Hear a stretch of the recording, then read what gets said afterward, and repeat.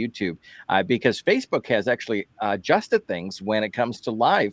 And I don't know if you know this, Kaitlyn, is that when you go live on Facebook, you've got 30 days that video will stay up and then it disappears. I guess Facebook is running out of space. That is what's happening. So it finally happened. yeah, I know. But YouTube will archive it there, so you can hit that subscribe button and keep track of it. But good morning to you. Thanks for joining us. Good morning. Thanks for having me. Yeah, absolutely. Let's talk about connecting about tonight's city council meeting right there at City Hall, and talking about what's on the agenda. Let's start with you've got things that deal with fish, especially fish cleaning. And I remember this story a little bit about just kind of the maintenance of the fish cleaning stations. Is it related to that, or is it a total different avenue that we're going down in regards to it? It is related to that. And I thankfully was still in Traverse City when the explosion of fish happened here in Ludington last summer. Yeah. And we are bound and determined to not have that problem again here in Ludington again this year. So we are looking to renew our contract with Marvin Simons, which is Huron Tackle Company.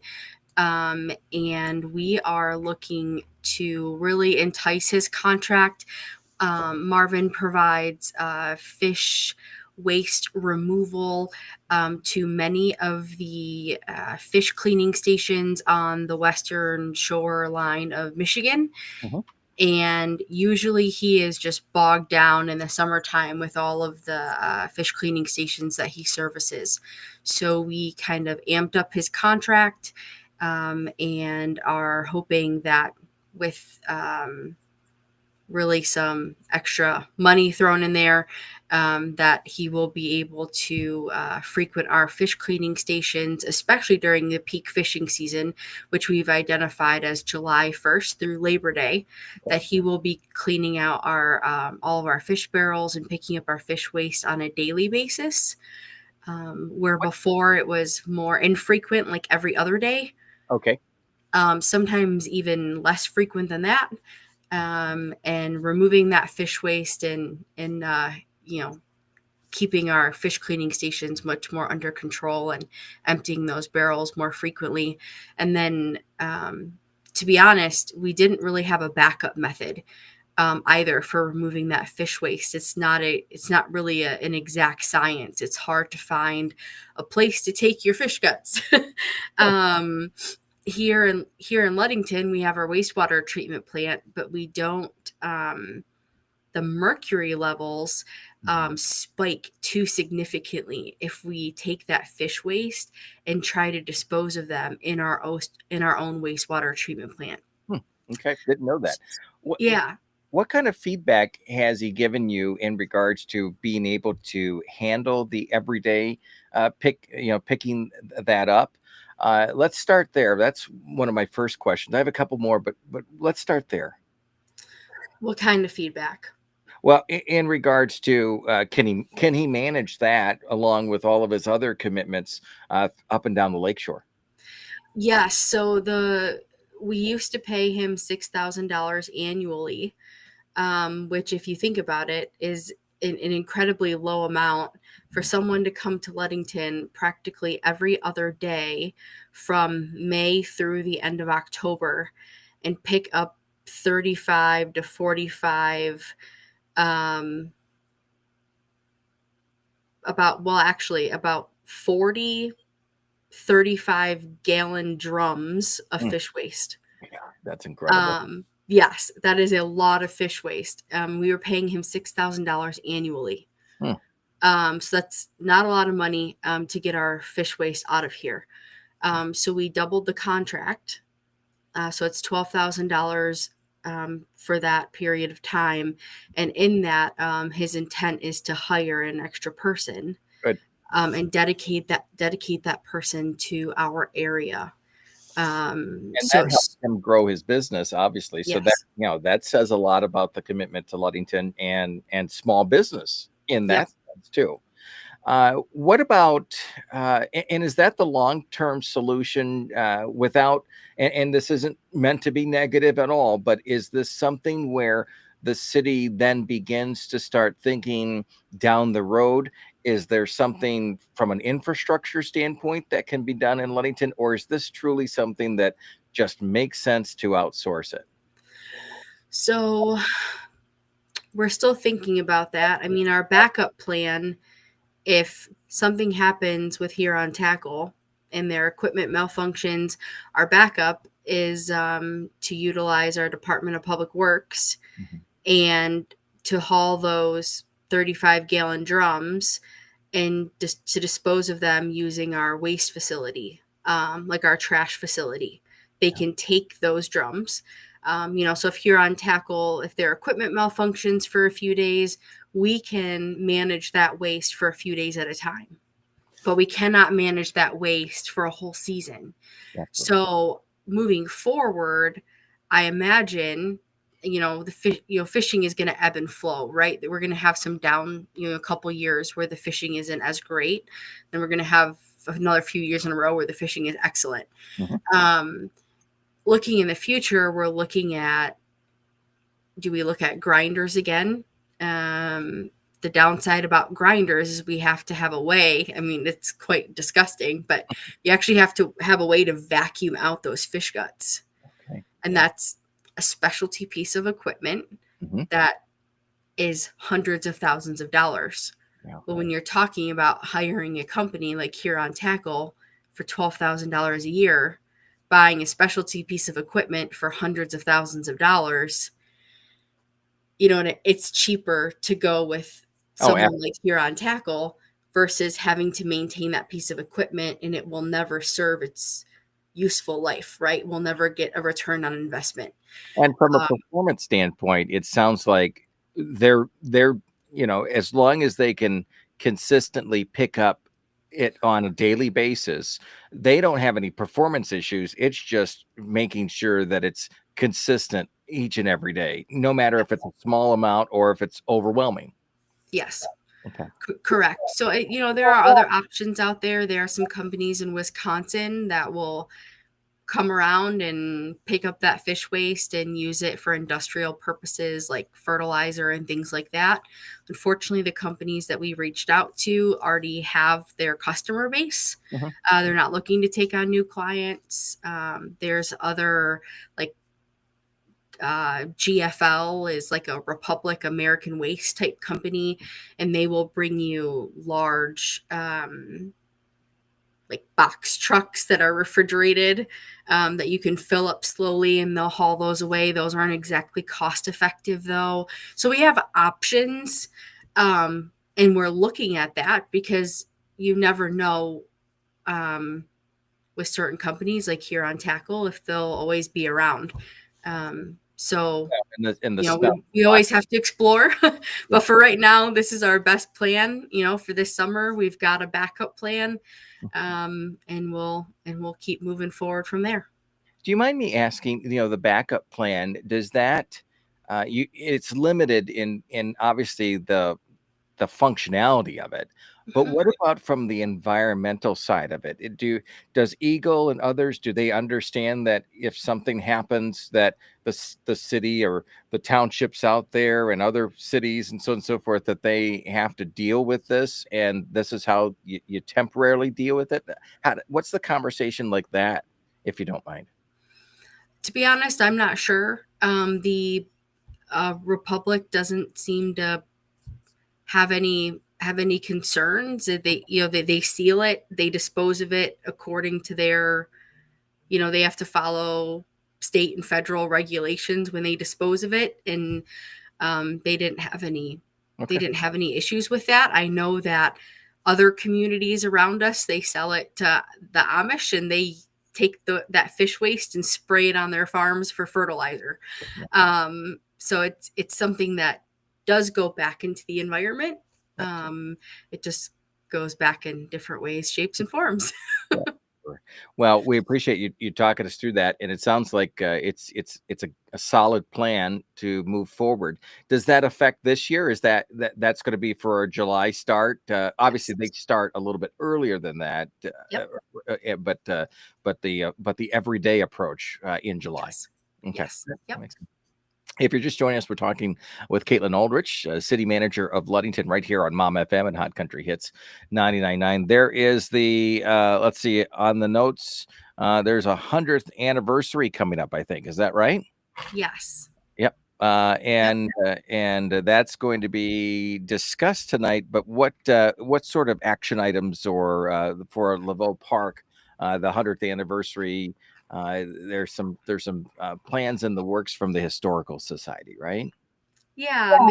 Mayor Barnett will be proposing a proclamation to recognize the 100th birthday of Laveau Park, and then the historical society has a probably about a 10-minute presentation, a historical presentation on the park.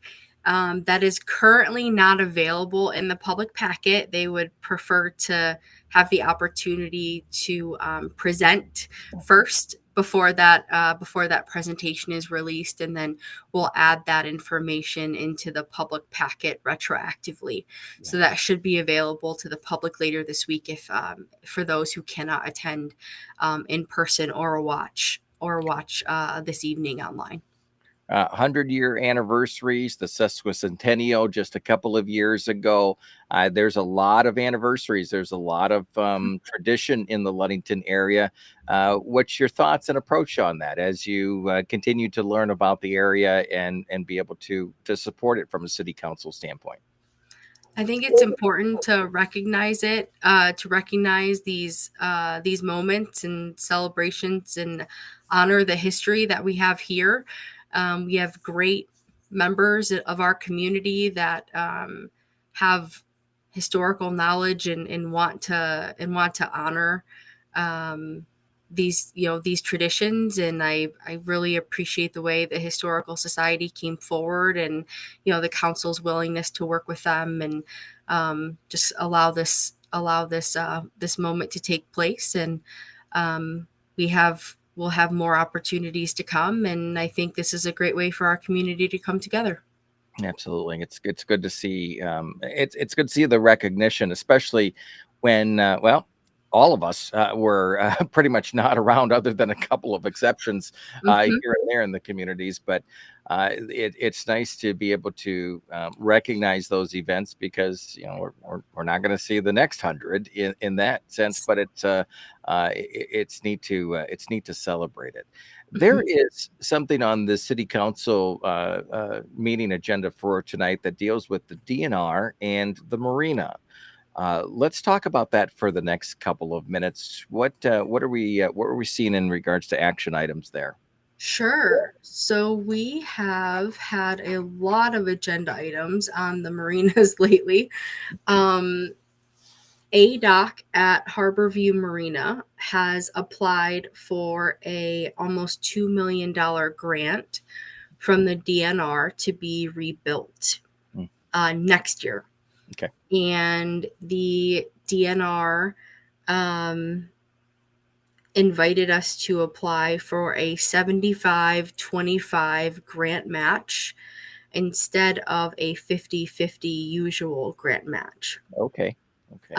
That was because, my understanding, there was some leftover funds this past grant cycle with the DNR Mhm. from other projects. Um, and they were looking to put those funds to use. So that's a huge Um, benefit for the city, that additional 25% there. yes. And when we took over Harborview Marina, this was one of the docks that needed a lot of attention, and one of the docks that, when the city inventoried it with the DNR and took it over, we knew it needed a lot of investment, and the DNR recognized that future funding would be needed Hmm. to rehab or replace this dock. So we applied for the 75-25 grant, really shooting for the stars. It was not a guarantee by any means. It was a try it we'll see what happens. DNR will see what happens with the other dock projects that are still out there in limbo and wrapping up, and what kind of funding is still available. And we found out last week that we secured the 75 Wow, 25% grant match, great. which is incredible, because it's a 1.9, almost $2 million project. And the Harborview Marina Fund, their grant match is just under 500,000. Okay. So we are looking to approve that grant application, that grant award Mhm. this evening.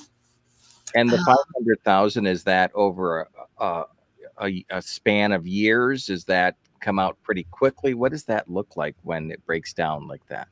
um, well, I can tell you.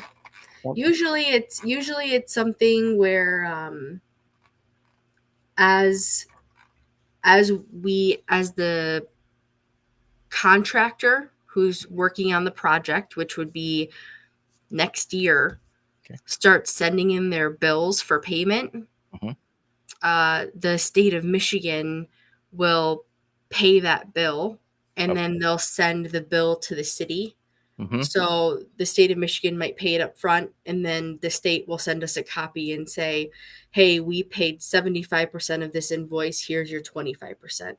That So makes as the contractor submits bills for payments throughout the project, we'll start paying our 25%.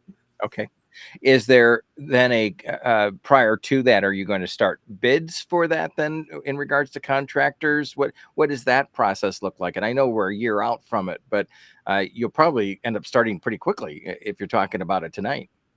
Yeah, so we already have the request for proposals for the engineering services out for bids right now. That's for the design of the dock. Um, and so that's out for RFP right now.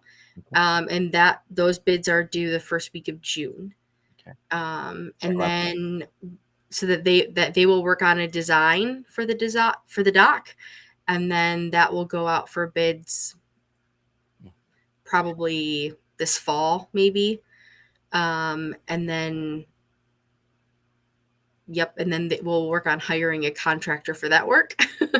And then the idea, I believe, is to get the dock and the materials ordered this fall, early winter, so that way the dock can start being installed in the spring and the project is wrapped up, by this time of the year next year, and it's ready for the season, mm. in 2026. People will think, wow, $2 million, that's a lot.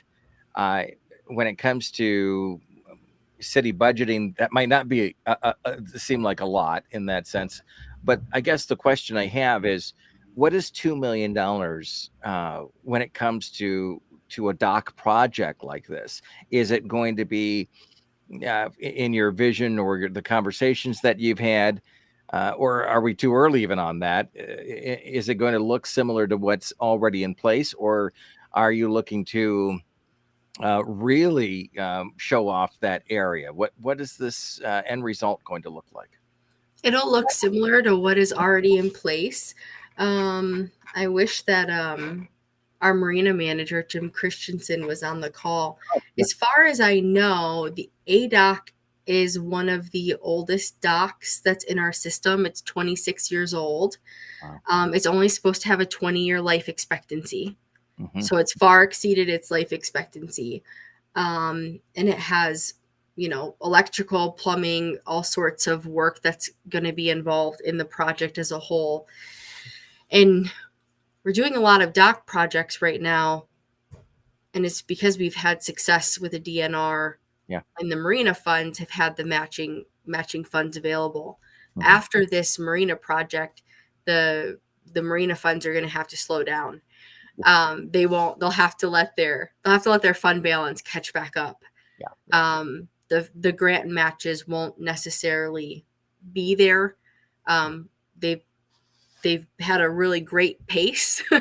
of getting these docks in, but they'll have to slow back down. They've got some other projects to do, some smaller ones, but they just won't be able to keep up at this pace. Um, we've And I just would love been that. I would love to have Jim on in the future with us. Why don't we plan on Sure. that? I think, for the listeners and viewers to be able to understand how cash flow comes in Yeah.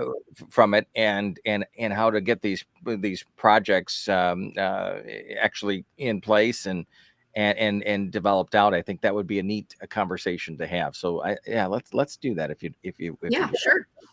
Yep, uh, we can do that. No, it's been really great. I mean, I think Jim's had a great experience working with the DNR, and um, the both marinas have been very fortunate to have the cash flow from the slip rentals and things like that to be able to support these grant matches, and um, so trying to get all these replacements done. ADOC had some horrible ice damage well, this past winter, and we had to do an insurance claim. mhm. So we don't want to invest any more money into ADOC, knowing that it's going to be ripped out. But we had to make the insurance claim just to open it Yeah. this year. Well, because I think, most people don't realize that there's a pretty long wait list when it comes to these slips. Is that right? Yes, don't ask me how long the wait list is. I just know that there's a long wait list. Yeah. Yeah. Yeah, Well, let's have that conversation with Jim in the future, sure. and I think that would be kind of neat to explore that. If you are just joining us, we're talking with Kaitlyn Aldrich, the city manager of Ludington. City Council meeting tonight, 6 p.m. at City Hall. And we're just on the cusp of summer and activities and the tourism season. The petunias went in this past weekend. I saw some of your staff there that were helping out and all of that. What's been the vibe like around the office there to see that summer's coming in strong? Oh, it's been great. Everyone, I think, has some new energy. We had the Covenant Christian School last week, did their uh, Love Ludington week. So that was incredible. Our staff went down earlier in the week and spoke to the kids before they did they had their kickoff. And that was just a great interaction, and watching the kids work all week and clean up downtown. And um, it was just really rejuvenating, and a really positive interactions for everyone. We're excited. I think residents are excited, business owners are excited. Um, I mean, the storms this weekend were kind of a bummer. Mhm. But, everyone's just, it's nice to see some sunshine and everyone get out and clean up their yards and have take some pride in what they have, and see Did some. you have a chance to go to the invasive species conversation there, or at least hear some feedback in regards to that too? Because speaking of cleaning up lawns and Yep. yards and all that.